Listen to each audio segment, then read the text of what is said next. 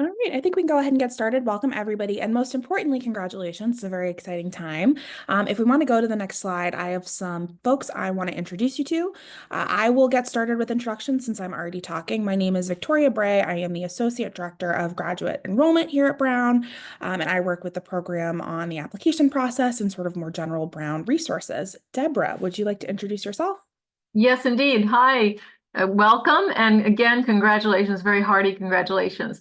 I'm Deborah Hurley, and I'm the Director of Graduate Studies for the Master of Science in Cybersecurity program. John, you're going to introduce yourself, please? I'd be happy to. Hi, I'm John Tracy Ersprung. I am the Student Affairs Manager for the Masters in Cybersecurity program. Sarah Tate? Hey, Sarah Tate Chambers. I just finished my first year and I am an attorney in my other life. Good. And Alan, please?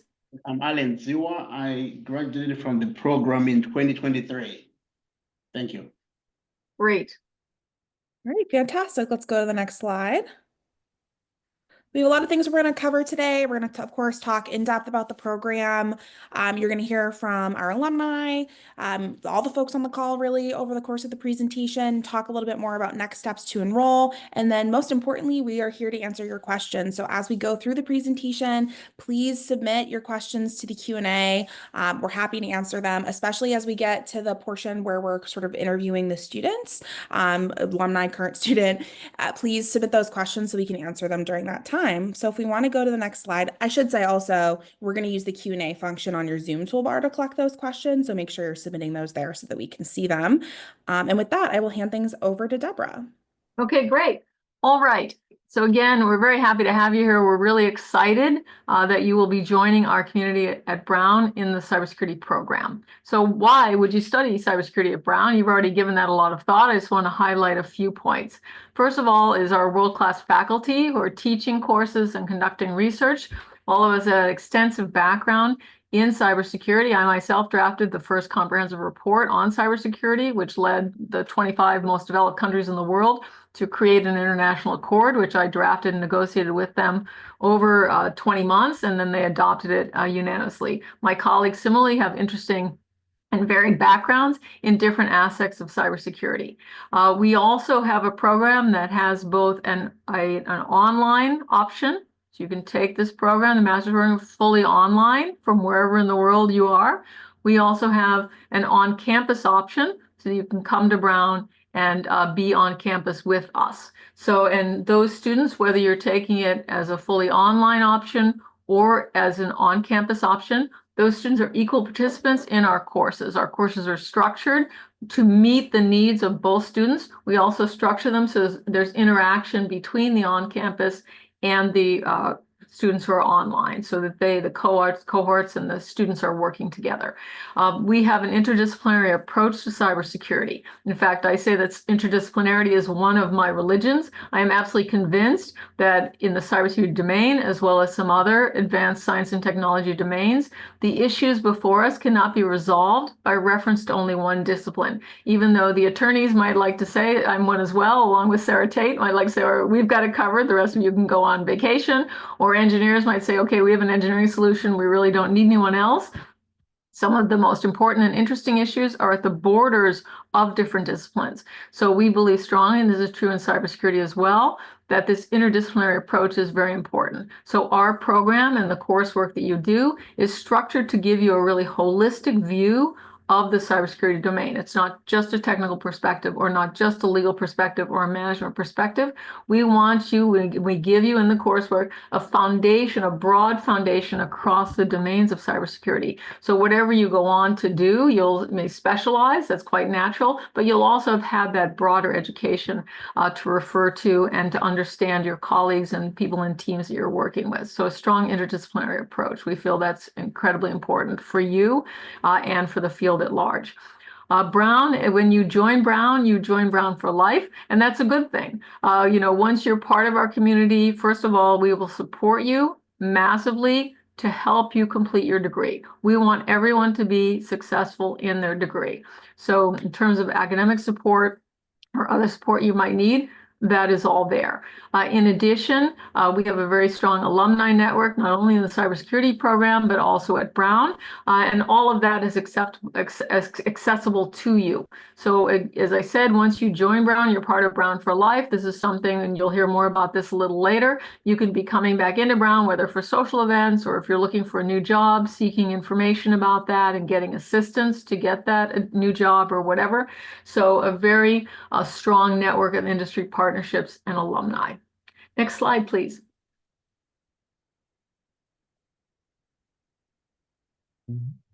The program requires 8 courses to graduate, which is standard for a master's program in the US. And the curriculum is designed so that you're completing this in 4 semesters. So you're taking 2 credits per semester for 2 years. It is possible, with the permission of your advisor, to temporarily enroll in a part-time status in which you would take 1 course per semester. We want you to be successful. We are here to support you. And so this may be an option if you've gotten a new job, or you're moving across the country, or you have some major adjustment coming up that won't allow you to give your all to your studies. That may be an option for you. The 2 courses per semester is considered full-time, and then 1 course per semester is part-time. There is one exception to this for those of you who are current Brown seniors who will be staying for a 5th-year master's. You'll be taking 3 credits per semester so that you're graduating in 1 year. Next slide, please. Great, thank you, John. So what you see here now is called program structure. I'm going to walk you through sort of a typical sequence that a student will do both in the computer science track and in the policy track. So this is not how it has to be, but this is just to give you an idea of the kind of coursework and the flow of the coursework that you would be doing to get your 8 courses. And if you're a senior and you're going to be a 5th-year master's, as you know, you're permitted to identify 2 of your undergraduate courses and apply them to your master's degree. So it would be 6 courses in total. What you're looking at right here shows 8. So this is a typical trajectory. If you were in the computer science track, in the fall of 25, you might take computer systems. That course is a prerequisite for a lot of other courses you might want to take later on in the master's. And then you would also be taking cybersecurity law and policy. So again, even though you're in the technical track or the computer science track, you're still taking that cybersecurity law and policy course to give you that wide grounding. In spring of 26, and you might go on to take computer system security and then cybersecurity management. That's another required course. So we have 3 required courses in the CS track. So you take it again to broaden your understanding of the field. You take that cybersecurity management course. Then in fall, and you'd also be taking computer system security, which is the 3rd required course in the CS track. So by the end of your 1st year, you've completed all of your required courses. That's great. Plus you've taken 1 additional course, and then you have 4 courses left to take among the track or elective courses. So in fall of 26, a student might go on to take software security and exploitation along with computer networks, and then finishing up their last semester in spring 27 with intro to software engineering and blockchain and cryptocurrencies. On our curriculum page of our website, it lists all of the courses that are available. So there are the 3 required courses, plus all of the different track and elective courses that are open to you, in addition to those that are listed here. If you're in the policy track, this is a sequence that you might follow. So you might begin in the policy track. There are 4 required courses, and then there are 4 track or elective courses.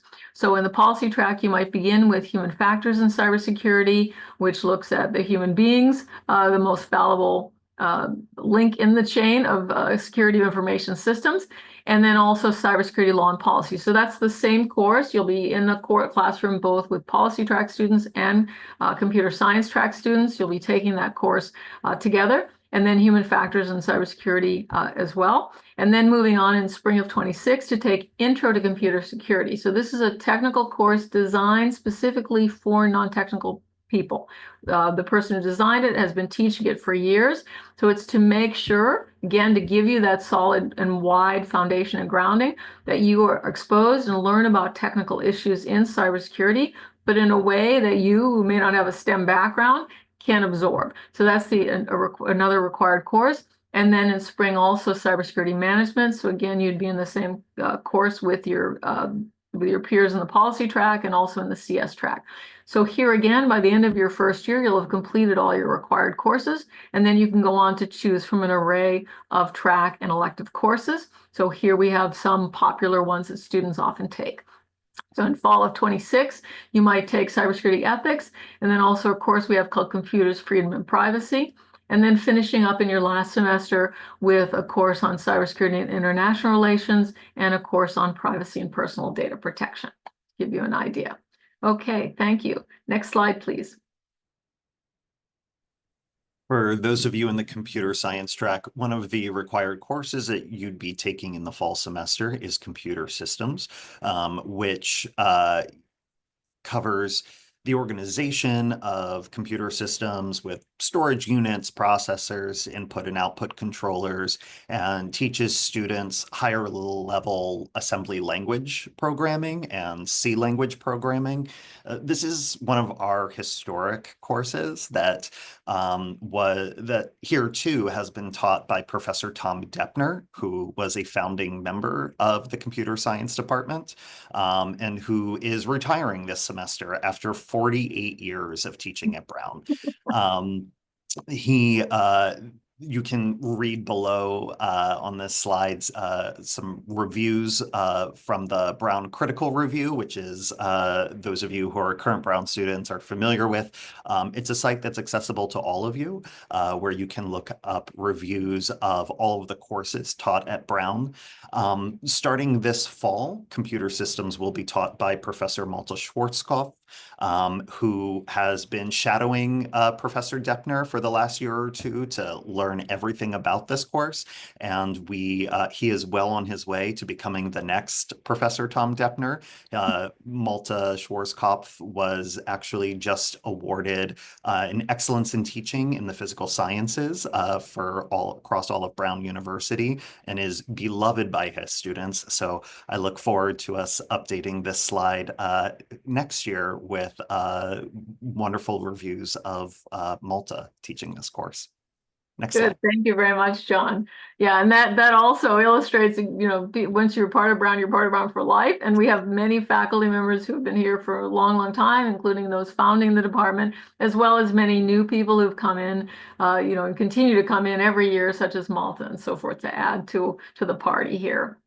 All right, good. The next course I want to talk about is Human Factors in Cybersecurity. I mentioned that's one of the required courses in the policy track. It is also an elective that's available to students in the computer science track.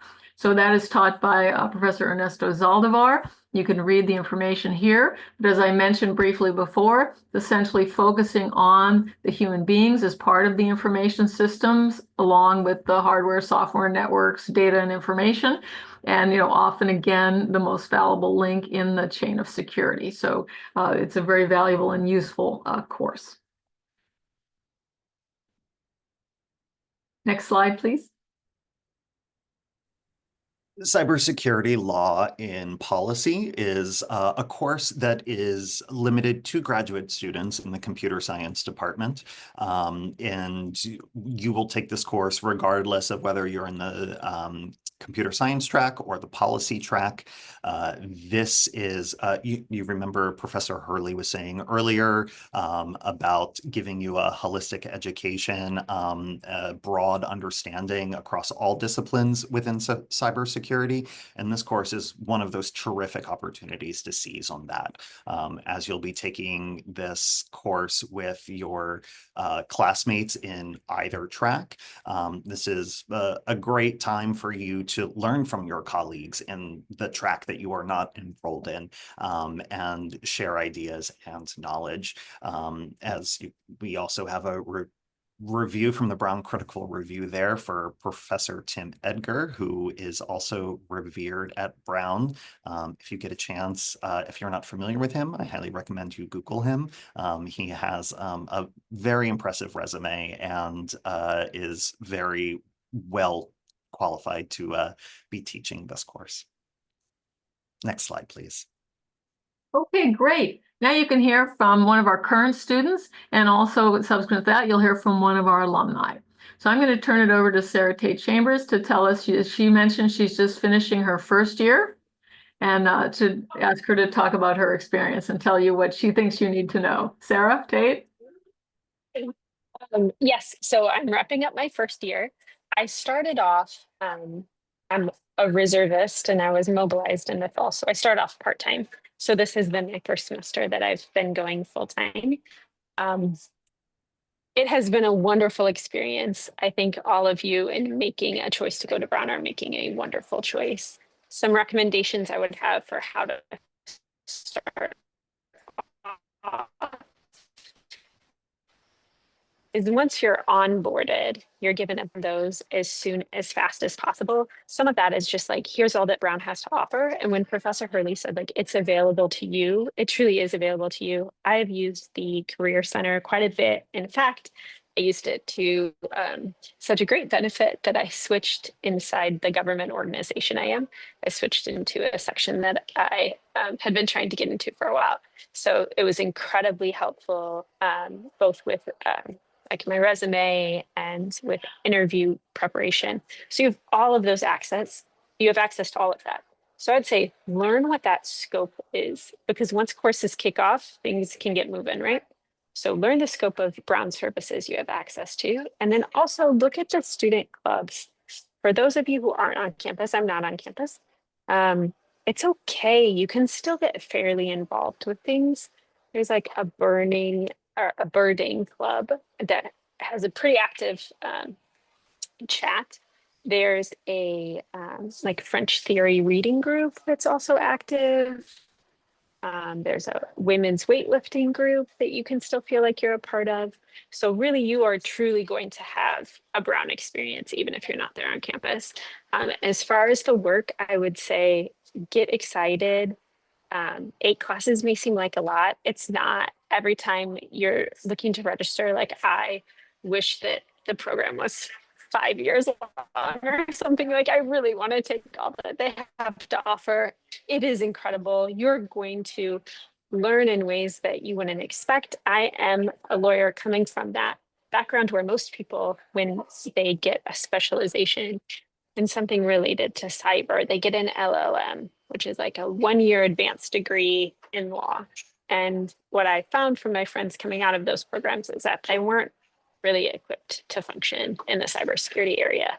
And that is what Brown gives you. It truly is that interdisciplinary approach. That can be hard at times, right? I'm very comfortable in a legal sphere. I am not so comfortable in like a business management sphere. And that is what it has developed in me so far.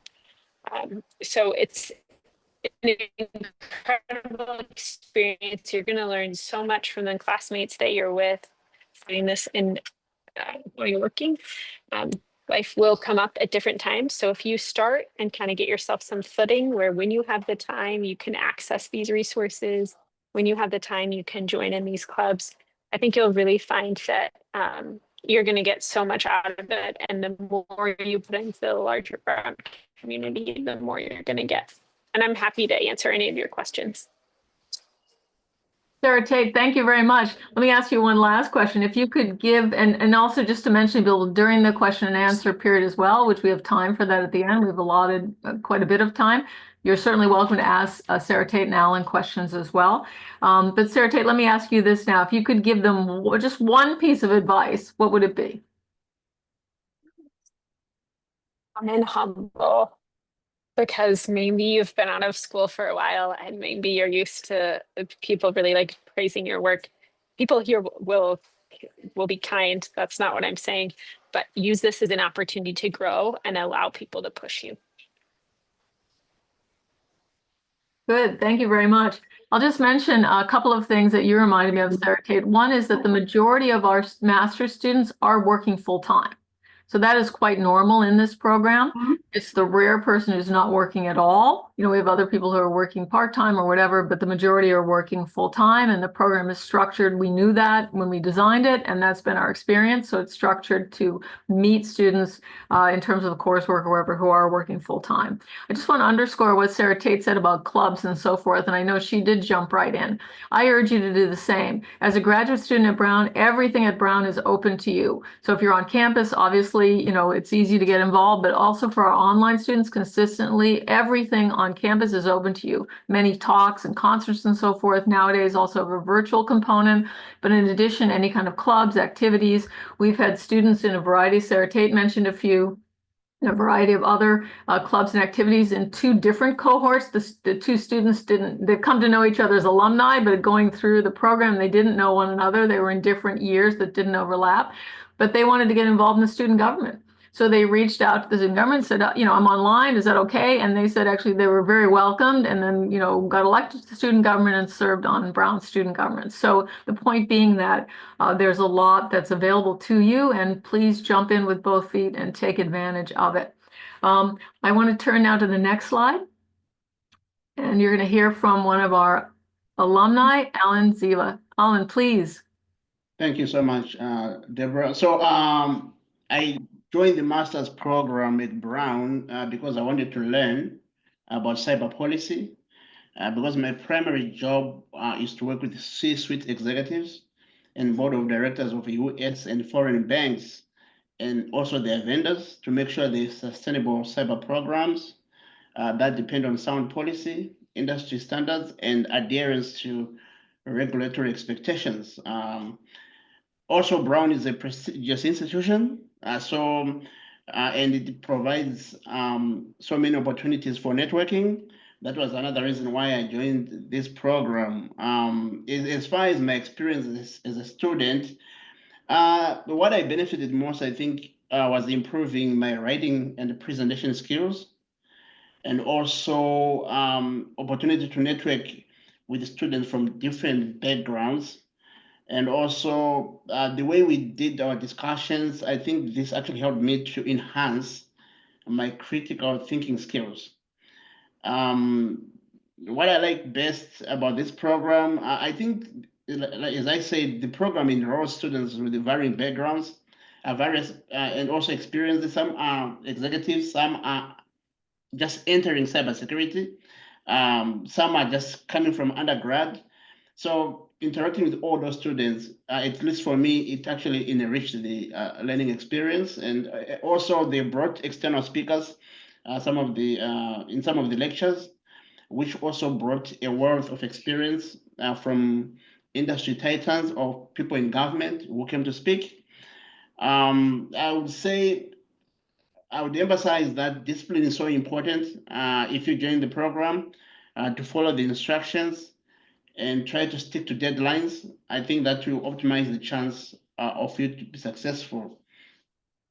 So after receiving this degree, obviously, I benefited in different ways. I think one of them was getting a promotion for sure.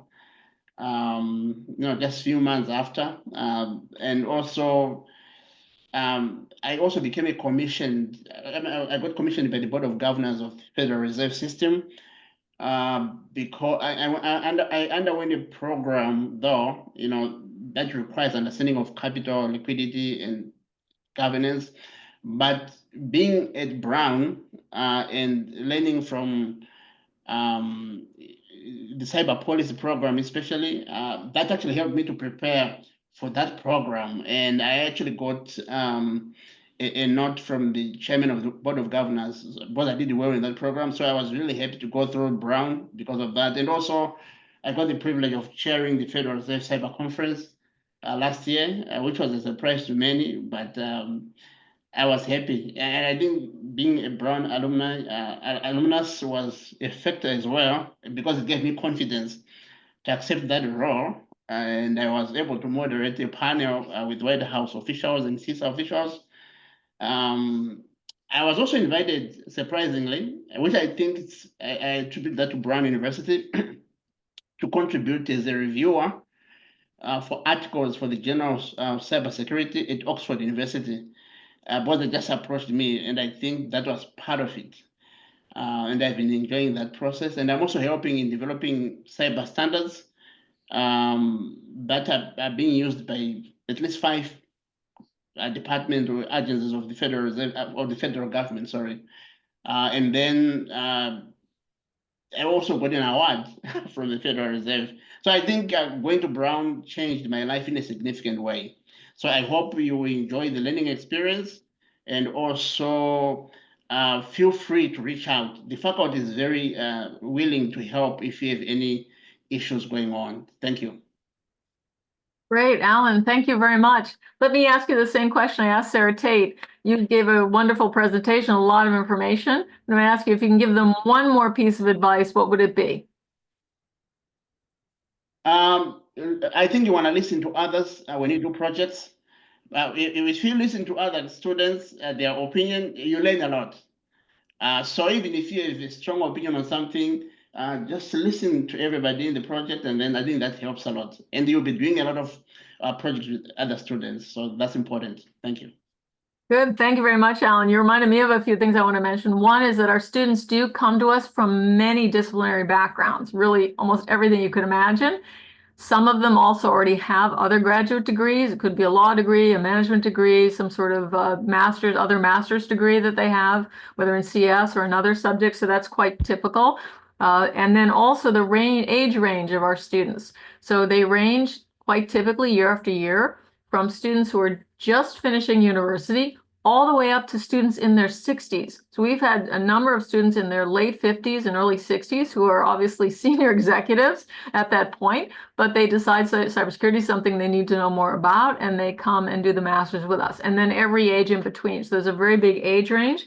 In terms of the sectors people come from, they come from the private sector, from government service, from the military, from nonprofit sector. So again, from a very wide range, people who have their own firms or venture capital firms or startups or whatever. So really a variety of sectors. Alan mentioned that he was promoted, and I remember that. And one of the things I've noticed about this program as well is we have had a number of students who were promoted. They were promoted within their own organization, or they changed jobs to a better position while they were doing their master's degree on the strength of the fact that they were doing a master's in cybersecurity at Brown. So I've seen that happen repeatedly. And I want to echo finally one thing that Alan mentioned is that the Brown ethos is very much that the faculty is very accessible to students, to all students. That's not true at all universities by any means, but that is very much the ethos of Brown. So we are very accessible to students. All you need to do is email us to come meet with us or ask us a question or whatever. So for example, and you don't have to know the person or be taking a course with the professor or anything like that. Just to give an example, if you were interested in computer vision, well, that's not part of our coursework in the cybersecurity master's degree, but we have people who are experts in that in our computer science department. You could easily just email that person, ask to go, meet with them, that professor, and perhaps get involved in their research or whatever it might be. And that's not true only within the CS department or the computer science department. We are accessible throughout the university. So that's really a hallmark of the Brown faculty-student relationship. Next slide, please. I'd like to start by thanking Sarah Tate for highlighting some of these, her usage of our career support resources. Nicely teased me up to tout some of these to you. We'd be here for the rest of the day if I were to talk about all the resources available to you as a Brown student and alum. But just to touch on our career support and professional development opportunities available to you. The School of Professional Studies offers a battery of career resources, including workshops every month, both in person and virtually, on topics like how to maximize your cover letter and resume for maximum impact and optimizing your LinkedIn profile, special topics now and then on salary negotiation tactics or job search strategies, interviewing skills. And there's also a 2-day in-person boot camp that combines everything. We bring you to campus, you spend 2 days at the School of Professional Studies and leave ready to really jumpstart your job search. We have a career advisor who is specifically dedicated to STEM fields and staying on top of developments within those. And you can set up individual coaching sessions with her. You can learn about finding jobs best suited to your specific skill set. If you're applying for a job, you can meet with her to do a mock interview where they'll tailor an interview to the position you are applying for with custom-made questions that you can expect to be asked. That's a particularly valuable resource. Brown has its own career site with hundreds of recruiting opportunities at any given moment, including internships. And so these are companies and organizations that are coming to us specifically because they know what Brown students have to offer and they are seeking that. We also have a Center for Career Exploration available to master's students, which widens those career resources available to you. They offer alumni panels and career fairs and industry speakers. As a student and alum, you get lifelong access to Handshake. And also we have a mentoring network of alumni and grad students that you can get paired up with someone and speak to them and get career advice, just another voice for you, another person in your corner during your time at Brown. We have an incredibly strong alumni network, including a internal alumni networking portal, which allows you to find other Brown alums in your field, even at specific companies. So if you're applying for a job somewhere, you can reach out and see what other Brown alums are working at their company and get the inside scoop and learn more about the position and the workplace culture and tips before your interview. This is also where our alums post jobs, because nobody knows better what Brown students have to offer than other Brown students. And again, this is really just the tip of the iceberg of what's available to you. As Deborah has said, once you're at Brown, you're at Brown for life. If you are ever stranded on a deserted island, the Brown alumni office will find you. Don't bother with the Coast Guard. We will get there first. So this is, again, just some of the things that we're excited to offer you and point you towards. And as Sarah Tate said, it's really a huge advantage that you should take advantage of the moment that you matriculate. Next slide, please. Awesome. Thanks so much. So I just want to talk a little bit more about some next steps and some important dates. So if you've been awarded a scholarship, that would have been in your letter when you were admitted. We try to release all of that information at once. We do have a graduate student financial aid office who's open to one-on-one counseling and appointments. So we encourage you, if you have any questions about loans, how to apply external scholarships, or just sort of want to walk through the process, to make one of those one-on-one appointments with the graduate student financial aid office. If we want to go to the next slide, some more important dates to keep in mind. If you're enrolling for fall 2025, great, which is, that's the cohort that you've applied to. The enrollment deadline is June 1st. If you want to defer, we're going to need to know that by June 5th, and then your master's contracts will be due on June 10th. And of course, we'll communicate these dates to you as well as they get closer. So keep an eye on your email. If we want to go to the next slide, we are ready to take some questions. If folks want to start to submit those now, I am going to take a look at the ones that were submitted in advance of the session.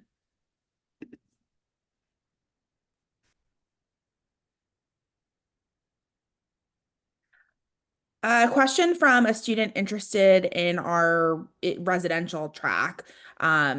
A question about housing and university housing, and I can speak a little bit to housing. So for our students who are able to join us in person, Brown does have a limited amount of housing for graduate students that's sort of considered like on campus or affiliated housing. Those waitlists are open. You're welcome to submit an application. There's auxiliary housing, and then there's River House. River House is an apartment building in the Jewelry District, which is a short 15-minute walk to campus. And then auxiliary housing are buildings that Brown owns in the College Hill area, College Hill being where the majority of your classes would be in person.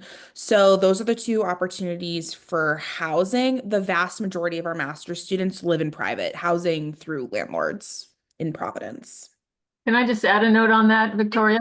Since some people will be unfamiliar with Providence, so and also the College Hill where Brown is. So all around Brown is a massive amount of housing for students. So it's quite typical for upperclassmen and graduate students to live in apartments and housing around campus. So there's a lot. That's a very typical structure here, and there's a lot on offer. And most importantly, thank you for that, Deborah. That's a great point. Because of that, they're on an academic year rental cycle, so you don't have to worry about being off cycle from renters in Providence. There's a lot of colleges in Providence, so a lot of them are on that sort of academic year cycle. As an online student, can we attend on-campus events, et cetera? What's the best way to be informed? I'll start by saying you'll be informed about all of our master's student events through our newsletter that we send out on a monthly basis. So every month, the Division of Master's Programs will send out a newsletter to talk about things that are going on campus, online, virtually, and that kind of a thing. But I'd love to hear from Sarah, Tate, and Alan, sort of how you've been able to engage with events, either virtually or if you've come to campus. Yeah, I can start. There's one central listserv site, and you sign up for a bunch of different ones. So I kind of just went through that like crazy. In fact, so much that they thought that I was a bot. And so they took away my memberships. I had to do it a little bit slowly. So do it slowly. Don't do it all at one time. And then they'll send you emails. Yes, it's true. You'll get a lot more emails, but you will get the things you want. Also, if there was something I was interested in, I would follow it on social media, particularly for me, Instagram, and they would put events there. And then you do, if you're involved in these things, get emails that are going to tell you about certain speakers. I don't think there's anything that I'm checking daily because that's just maybe a little bit too much for me to remember to do. So I've fed those injects into my email, so I'll see them when they come. Great. I'll just add that there's something called Today at Brown that we all get in our email every day. And so that lists all kinds of events all over the campus. Also department websites, if there's a particular or, different, art museums on campus or theaters or whatever, they each have their own website. They list events. There are other events listings on on the websites and on campus. So even brown.edu that you can go and look at events and so forth. So it's very easy to find out about what's going on and to participate. So if you're an online student, then for things often, especially post-COVID, many of them a speaker, they'll have also, it'll be available via Zoom. Some artistic performances as well have that element too. And then, as we said earlier, any kind of club or activity or any sort of thing going on that you want to get involved with, then you just reach out to them and get involved.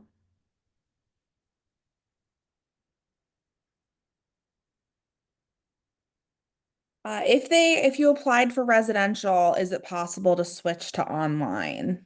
Deborah, you want to answer that one? Right. So we're just, in fact, it began as an online program, and then we just have added this year, we were approved to add a residential option.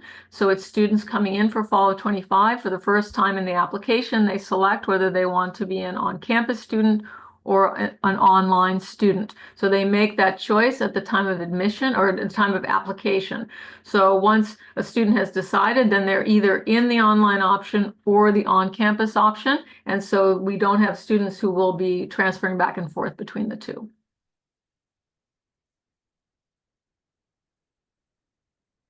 All right, I think that's it for questions. We'll give folks one more minute to submit any, but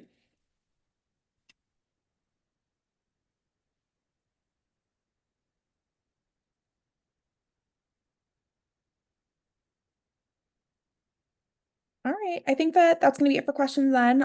Thank you everybody for joining us and congratulations again. Special thank you to our panelists, our alumni, our current student, Alan, Sarah, Tate. We really appreciate you. If anybody has any questions, feel free to reach out and hopefully we will see you online or on campus in the fall. Bye, folks. Thank you. Bye-bye. Bye.